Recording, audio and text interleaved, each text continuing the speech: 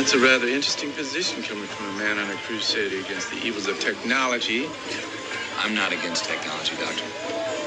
I'm against the men who deify it at the expense of human truth. Armor of Truth, live. In the age of technocracy, scientism, and pop atheism, Faith is resistance.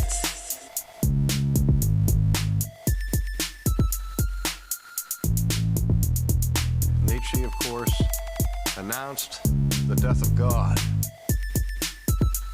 and called for the birth of the Übermensch, the Superman, who would take humanity to new heights and to create a new world order.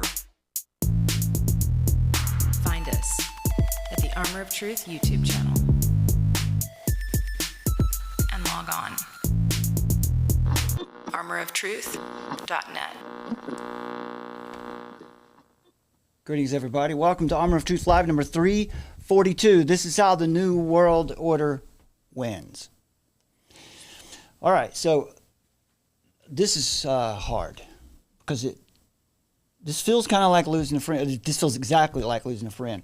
And I honestly don't see any reason for it. I don't see any reason for anger, bitterness that followed the last video response I made on Friday. Let me make sure my audio is right here. I think it is. I don't. If you're not familiar with what I'm talking about here, you didn't see the last video. And if, you know, much to your credit, you don't pay much attention to YouTube comments under these videos, just watch our last video, number 341, and the context will be clear. So, viewers to this video, if you would pardon me, I want to speak directly to Days of Noah here. And the reason I'm doing this in a public format is because I also want to speak to the many commenters who joined in, you know, in a fanatical resentment for, you know, of the last video that here, where I responded to a couple of Days' ideas, particularly about freedom of speech and communism. I didn't disagree with freedom of speech, but I digress. I'll talk about that more in a minute. But I also want to make sure that our regular viewers are up to speed here, because I think this is a valuable opportunity for all of us. All right, so just today's, our lives, our livelihoods, right, are made by giving opinions and teaching certain doctrines on the largest social media platform in the world.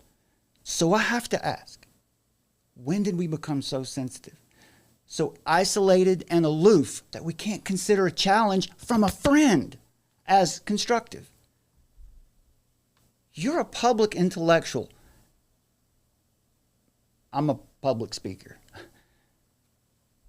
But we're given important advice and instructing very specific curriculum to thousands of people on the largest social media platform in the world.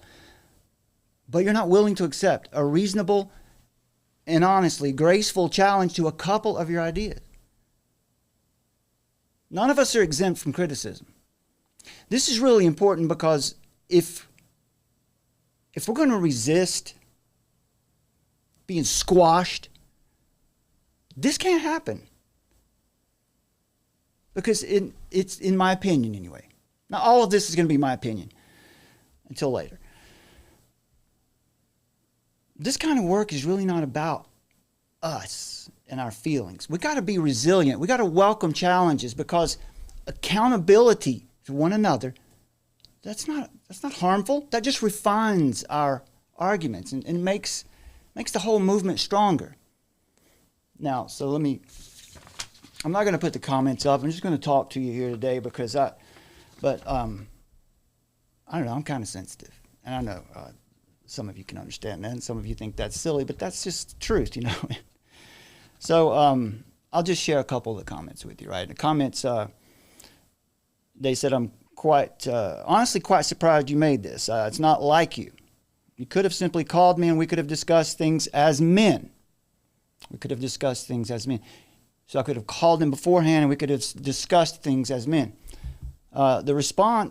This response thing is a bit weird. I would just respond to that by saying, that's what YouTube is. That's exactly what YouTube is. That's what happens on this platform. People say things, people respond to it. But maybe he's just saying that my response was weird. That's fine. To be completely honest, I do not believe you understand the extent of converging tech in relation to industry, human behavior, and international affairs. You're probably right about that. A great deal of what you have brought up here, the references to the political policy, etc., are surface areas of what is actually happening. It's much deeper than the out-of-context communism point you chose to focus on. You called it stupid. Those are your words. Anyway, so we simply come from two totally different paradigms of understanding. I'm okay with that. Ultimately, the problems are technological, not political. Politics, culture, and soon even the church will be downstream from technology. Not the true church. The true church will never be downstream from culture or anything. But that's neither here nor there right now. All these old world concepts will be subsumed by it.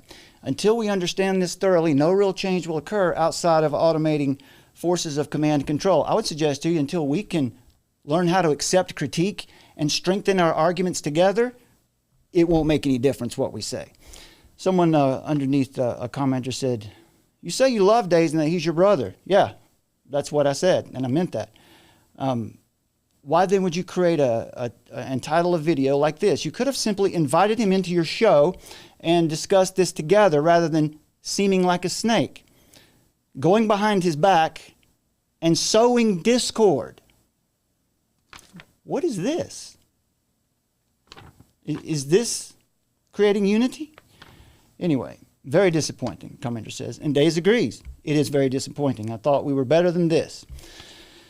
Then he goes and says, Days says, you're attacking a straw man ideology, not the material system of influence. And then the whole localism part towards the end has always been my position politically, so I'm not sure why Brad, used it as some type of argument against my view, which was misrepresented anyway. The whole thing was rather lazy and haphazardly addressed. I'm generally surprised by the whole thing. Anyway, that's... So in the comments, I'll address all of those points. Several of the supporters, we get a lot of action in comments when we talk about stuff like this. Anyway, I'll leave that alone. Saying that my approach was not honorable, right? As you wrote, Dave, you could say, I could have acted like a man and called you before making that last video. You could have called me before you wrote that. But never mind, that's not the point. I understand, because I'm really not sure what you thought you heard me say in the video, because I didn't challenge your manhood. I didn't accuse you of sin. I didn't call you out for some egregious behavior. And I did not malign your character as you did mine. On the contrary, I said your work is valuable. I expressed gratitude for our collaborations. Now, briefly, can we just talk about this for a second? This whole idea that you need to reach out to your brother before you do a video like this or something. This is Matthew 18:15 through 17 is used out of context constantly. It's not meant to be applied to general disagreements or intellectual differences in perspective or interpretations of current events. The context of that passage is about church discipline. It's part of Jesus' broader teaching on addressing the moral, ethical wrongdoing in the church. It's about confronting a brother who has sinned. I didn't accuse Days of any sin. I didn't accuse him of anything. So, church discipline is meant to be applied in the context of the church under the authority of pastors and elders, not by commenters in a YouTube video. But where this does lead to sinful behavior is when we start quarreling or being bitter. The Bible calls it reviling, when we're bitter and divisive. Romans 14. Which is what you would see in the comments under the last video. That's a problem. Now look, if anybody can show me in the last video where I was disrespectful, I am sincerely, gladly, I will receive that correction and I'll publicly apologize for it. I'm happy to do that. There's nothing to hide here.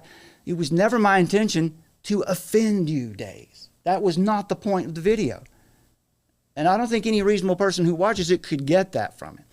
Now, in the video that I was critiquing, I've left the link to that particular video is in the description of this video too. Days, you suggested that to focus on communism is, well, stupid. It's you're going to feel stupid in 5 years, basically. Essentially said it's a worthless endeavor. And obviously I disagree with that. It's a major element of our approach to ministry right now. So, of course, I'm going to want to respond to that kind of statement. I mean, what would you expect? But I never expected that you'd find that offensive. Now, we believe that Summer and myself, we have another partner who remains silent, but Summer and myself are, and we're all very much involved here, but Summer and myself working on this every day, we believe that Marxism is a satanic movement, right? It is, at its core, a satanic movement. And the evidence shows that it is currently thriving in America and throughout the world.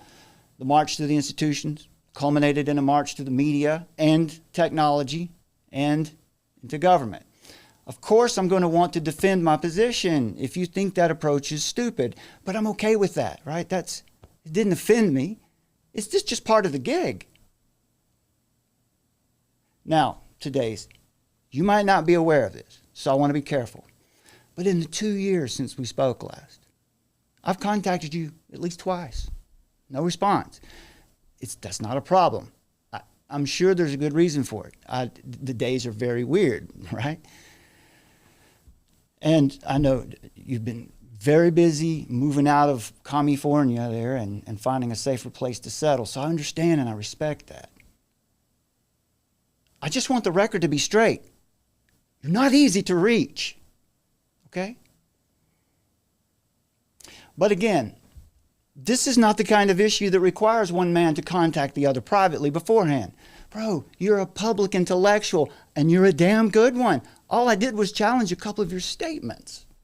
And I was very careful to make it crystal clear that that is all I was doing. And I also said that your work is important and that it's valuable. I didn't call you lazy. Anyway. But since you brought up manhood, I'd like to suggest that maybe an honorable man would be resilient, would be eager, and capable of receiving a reasonable challenge to his ideas without getting upset about it, without being offended. Now, briefly, regarding freedom of speech and algorithms and all of this, regarding technocracy, I agreed with everything you said. I mean, I understand, look, we all agree, we're like Daniel in the lion's den. We're surrounded by predators of all kinds, spiritual, technological, human, demonic. I just don't believe our situation is hopeless. I believe that we can affect the information space. It just requires a lot of us to do it. Their numbers are small. Our numbers are massive. And a lot of people are now awake to these issues.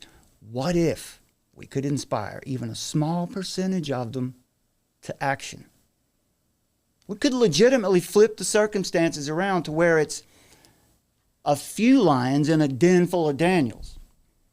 And I believe in these people. I believe in the people that we speak to in these videos. And I believe we can do that. I believe in Americans. I don't believe America is over. I believe it's worth defending, and I believe in the people who live here. Now, about the claim that I misrepresented your position on getting involved locally. It wasn't about you. That was a call to action. That's something I do at the end of every live stream. But if it came off like that, I apologize. I'm just telling you that wasn't about you. Now, that said, I am aware that you and many others reject voting, and I disagree with that. I believe the nation is a blessing. I believe it's our inheritance. I believe that God will bless a movement of his people if we engage that system faithfully. I don't see any biblical precedent for staying out of the battle. In fact, that was one of King David's worst sins that led to, his fall from grace. So we disagree on that point. Is that a reason to be offended? And also, I know I'm not perfect, and almost every video we do here is live, just like this one. And so working without a net, without the benefit of being able to edit, it is possible, entirely possible, that I could have said something that offended you. I honestly just don't know what that could be. Honestly didn't expect that from you, from a fellow soldier. We've been in the trenches together. But if something I said was truly offensive, please understand, sincerely, I apologize, because that was never my intention. I don't believe the video came off like that. I tried to be extremely clear about that. Now, and some more of the claims. When you say that we just don't understand international issues, or that communism is a straw man ideology, or that we're dwelling on surface issues, we're dealing with old world ideas, fair enough. It's not really an argument. I know you didn't have any space to make one there, but the point is this true? Is this ideology actually a threat to our families in America right now? I'm talking about culturally. Now, I understand you're focused in technology. That's good. Again, I never said anything about that. I didn't say I disagreed with your approach there. I'm just saying, is there any value in discussing Marxism and communism right now? That's the question. You say no. I say yes. That's a difference of opinion. That's not an attack. What it is, it's an opportunity to challenge and understand one another, to strengthen our whole movement, to be better at not only sounding the alarm, but truly edifying the people who watch, read, and support our work. Because, again, they're the ones who matter. And I think it's probably good just to be clear on who we are. We're not experts on international affairs. Armor of Truth is a media ministry. Our mission is a worldview revolution through God's revelation. That's what we do. We recognize the ultimate conflict as spiritual. And our approach to ministry is grounded in the interpretation of all things through Scripture, because that is the highest and eternal truth, and because that is where peace is going to be found, regardless of what happens. And the peace of Christ is what we're striving to deliver to our viewers and readers every time. But we also have to understand our history so we can prevent it from repeating. Because the big they, would be very happy if we would all just agree to be unburdened by what has been. I mean, you know, that's that Kamala Harris meme. That's her statement that she loved. That's Pol Pot, right? A major element of Marxist ideology is to remove all reference to history, to consider it old world ideas, that it's just not relevant anymore. Meanwhile, now, let me be clear one last time. I never criticized your work. All I did was defend our position. So I'm unclear about exactly what was offensive. What about Alexander Solzhenitsyn? Was his warning to America irrelevant? Did Solzhenitsyn and let's say Yuri Bezmenov, did they misunderstand the material issue of the threat to America? More relevant to right now, Xi Van Fleet, Lily Tang Williams, just two of many survivors of 20th century communism who now live in America and are screaming from the rooftops because they see the rise in America right now of exactly the same ideological movement, the Cultural Revolution that destroyed China in the 60s and 70s under Mao. And on into Deng Xiaoping, and of course, into Xi Jinping now. And even now, you can see a communist government and social movement with a very distinct fascist economic movement. And that's what they did. They imported the economic movement or economic model from Mussolini, Hitler. But anyway, without getting too deep into that, for anyone who's interested, She Van Fleet, that's Xivanfleet, She Van Fleet, has a new book coming out in October about her experience, comparing it to what she sees and is witnessing right here and right now in America. Also, in 2020, Rod Dreher published Live Not by Lies, which gives many accounts of folks who lived under Stalin, under Soviet vassals, and they all see the same thing building right now. I'd suggest Chris Rufo's book. I remember the title right now. It's Cultural Revolution, American Cultural Revolution. Chris Rufo, R-U-F-O. Anyway, now, I know that you're aware of the effect of Paulo Freire's critical pedagogy, the effect that that's had on public education in America. He's a Marxist, and we've all been affected to some degree by public education. It causes us to react in certain ways. I've shared it before, many things that we say and programs that are put in our heads as kids that are still there. Specifically, all of us who've been to university have been influenced to some degree by Gramsci and Marcuse and all of their disciples who have practically conquered the academy. And now they're in government, now they're in media, and now they're in the big tech behemoths. Again, I never said your position on techno-capitalism was wrong. But let me ask, are you willing to bet everything on the assertion that they just don't understand international issues as well as you do? Look at this Look at this article I'll share just a second here that Summers compiled from about the 1619 project. Gunning to be the world's moral authority.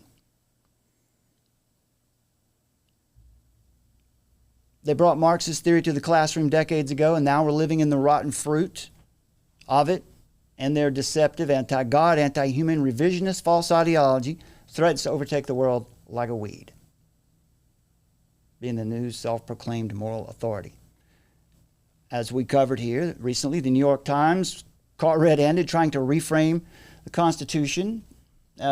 Talking heads have been furiously seeding notions to reframe freedom of speech. To reframe it, freedom of speech is a topic that matters, because it matters how they've reframed it. As now it's an issue that they're trying to spread, spreading democracy throughout the world. And free speech, they've used that as an excuse for the global war on terrorism or war hawking, military intrigue.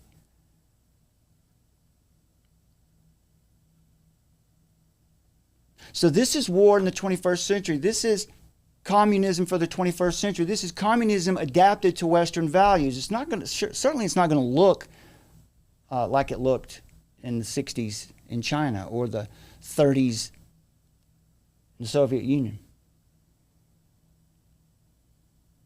Those of us who believe in the liberal values of liberty, free speech, reason, good faith, debate, and academic freedom are engaged in an existential battle with the forces of darkness. A new religion cloaked in postmodernist language seeks to convert the masses by force. They employ shame tactics, character assassination.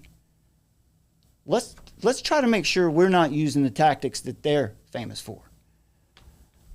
And defend acts of physical intimidation and compel obedience, demand fidelity to their designs, and enforce public declarations of original sin.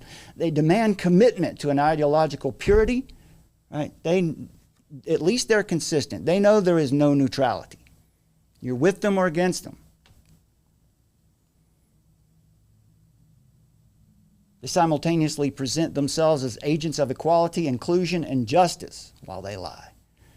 They're den of thieves trained in the art of slippery lexicon. We called it the other night, linguistic overload, where words don't carry their original public meaning, and your words are verboten, as they deconstruct you and the world around you, reducing history and science to a glowing pile of embers.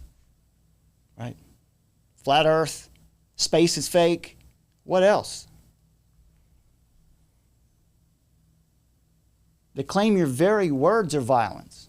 Your very thoughts are dangerous. They engage in a form of witchcraft, believing that certain words contain metaphysical power. They invoke magic spells and incantations in the form of metaphorical self-immolation and have reprised notions of transgenerational guilt. They will label you a blasphemer for daring to assert that the sky is blue. Everything is constructed and nothing is authentic except for what they decree. Now they're telling you what your history is. And it doesn't matter what they tell you. It doesn't matter what they tell you isn't actually true, that the history is more nuanced than they claim, or that they're telling lies by omission. You'll be made to bend to the agents of the new dark age. And if you don't, they will burn you at the stake in the town square of public opinion that they themselves manipulate and curate.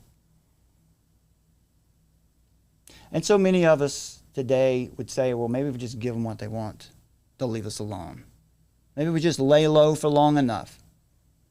No evidence that that will ever work.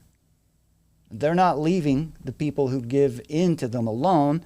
They're demanding more and more and more from them. Truth matters because cultural disintegration is the goal. Asymmetric warfare, social engineering from within, meant to gradually erode the cultural and ideological foundations of the target group, that's us, or nation, to make the people less capable of resisting and more prone to internal conflict and decay. They aim for death by 1,000 cuts. They aim to turn us against one another. They aim to get us so atomized that we just stop listening to one another. Suddenly we can't accept a critique from a friend. Slowly undermining moral confidence, social stability, and political unity that underpin our strength. So are you willing to bet everything that they don't understand international issues as well as you do? How about men like James Lindsay? What about Bay Area? Victor Davis Hanson, Chris Rufo, who I mentioned earlier. There are many others. What about Vodi Balcom? Are they all behind the curve too? Are they all going to feel stupid in 5 years? We're convinced through the evidence that's available to everyone that Marxism is the most blatantly satanic movement on the earth right now. All you have to do is read Marx's own writings. We've got videos here about that. You can see his utter contempt for God. Or you could read the book, Marx and Satan by Richard Wurmbrand.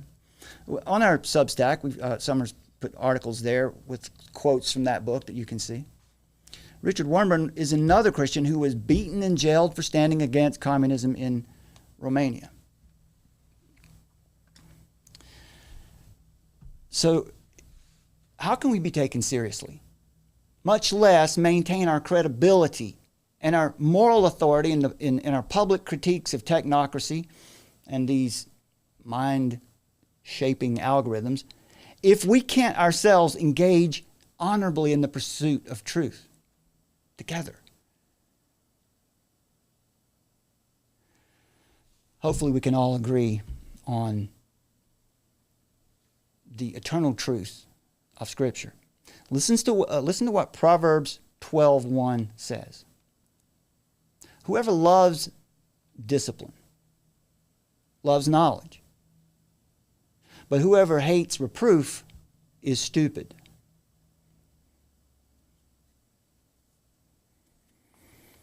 Romans 14 and 1 Corinthians 8 call for mutual respect in the Christian community and for avoiding severe judgment over matters that are disputable, matters of personal conscience. So if we're truly interested in serving Christ, then our focus should be on building up one another in love, being willing to receive challenges to our core beliefs and our key distinctives, to be gracious, to engage in respectful dialogue. I don't know, just a bit lazy and haphazard. I could be wrong, but I'll guarantee you that video wasn't lazy or haphazard. But anyway, that's fine. That's fine. I surely wasn't offended by it. It gives me an opportunity to respond to something. Makes work easier.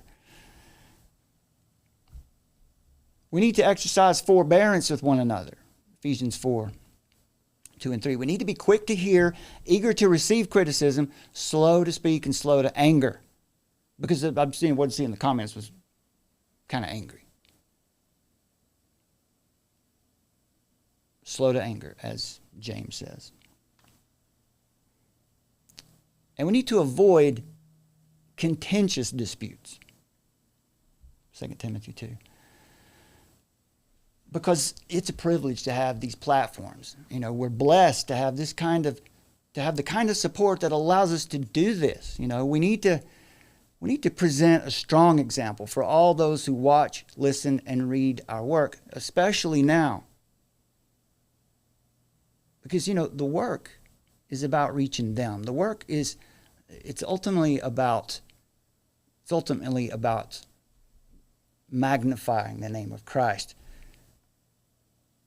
But we want to reach the people. We want to reach widely. I'll share, on the way I'll share, folks who watch here regularly, if you'll bear with me, I'll share Charles Spurgeon once again. Spurgeon said, "We've had enough of clever men without consciences.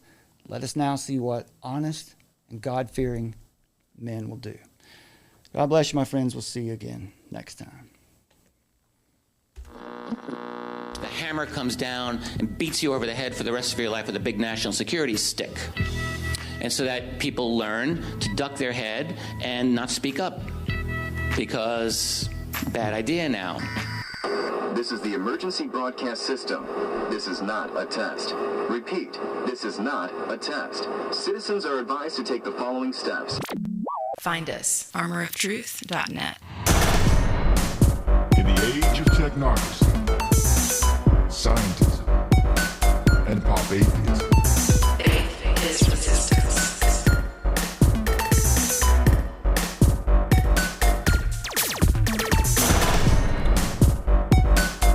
Nietzsche, of course, announced the death of God and called for the birth of the Übermensch, the Superman, who would take humanity to new heights and to create a new world order.